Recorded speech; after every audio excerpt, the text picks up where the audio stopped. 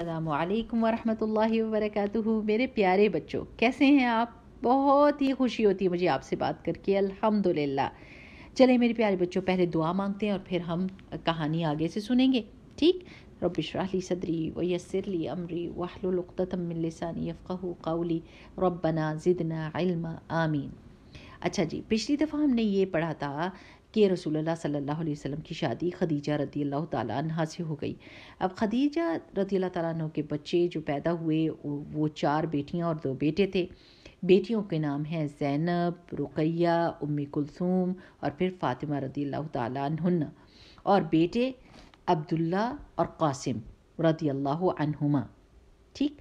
یہ جو 2 بیٹے تھے یہ بہت چھوٹے تھے تو فوت ہو گئے تھے، اور 3 بیٹیاں رسول اللہ صلی اللہ علیہ وسلم کی زندگی میں ہی فوت ہو گئی تھیں۔ صرف حضرت فاطمہ رضی اللہ تعالیٰ عنہا رسول اللہ صلی اللہ علیہ وسلم کی وفات تک زندہ تھی، اور رسول اللہ صلی اللہ علیہ وسلم کے فوت ہونے کے 6 مہینے بعد حضرت فاطمہ رضی اللہ تعالیٰ عنہا بھی فوت ہو گئی تھیں، ٹھیک؟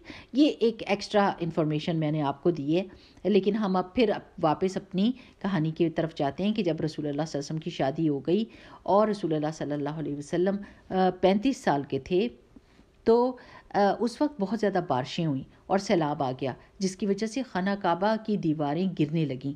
اب قریش کو یہ فکر لگی کہ یہ تو گر جائے گا کسی بھی وقت، تو انہوں نے کہا کہ ہمیں چاہیے کہ ہم اس کو توڑ کر خانہ کعبہ کو اور دوبارہ سے اس کی دیواروں کو کھڑا کریں۔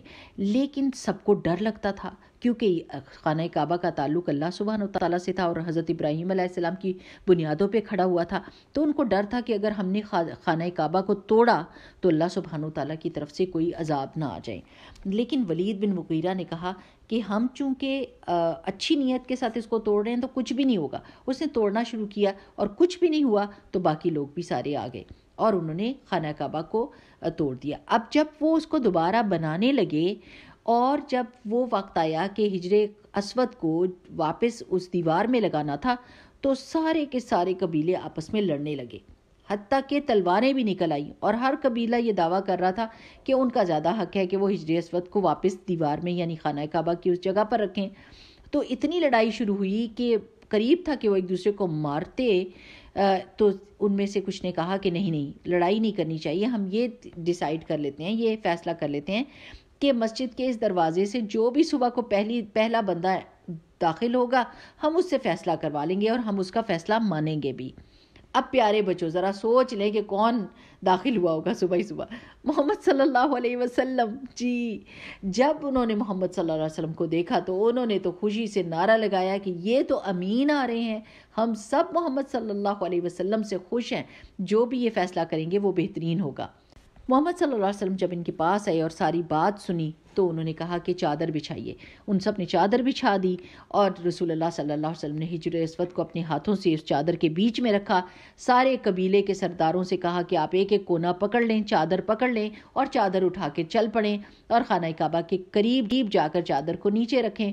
وہ سب نے حجر اسود کو اٹھایا اور چادر کے ذریعے سے اور جا کے خانہ کعبہ کے ساتھ رکھا۔ رسول اللہ صلی اللہ علیہ وسلم نے حجر اسود کو اٹھا کر اس کی خاص جگہ پر فٹ کر دیا۔ سب کے سب لوگ خوش ہو گئے، اور اس طرح رسول اللہ صلی اللہ علیہ وسلم کی عقل مندی سے فیصلہ کرنے کی وجہ سے جھگڑا بھی رک گیا۔